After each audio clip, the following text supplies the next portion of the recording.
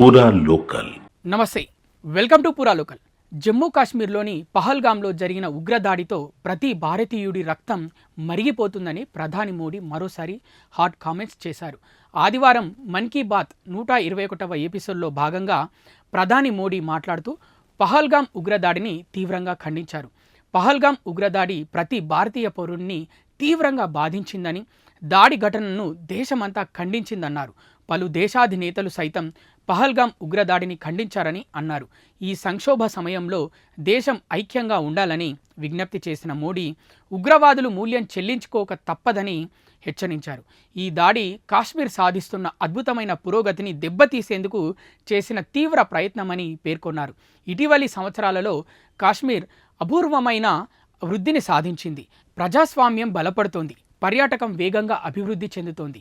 యువతకు ఉపాధి అవకాశాలు పెరిగాయి. ఇది నచ్చకే పహల్గామ్లో ఉగ్రవాదులు దాడి చేశారు. టెర్రరిస్టులు కాశ్మీర్ని మరోసారి నాశనం చేయాలనుకుంటున్నారని మోడీ వ్యాఖ్యానించారు. కాగా జమ్మూ కాశ్మీర్లోని పహల్గామ్ ప్రాంతం బైసారన్ మైదాన ప్రాంతంలో మంగళవారం ఏప్రిల్ 22న ఉగ్రవాదులు మారణ హోమం సృష్టించిన విషయం తెలిసిందే.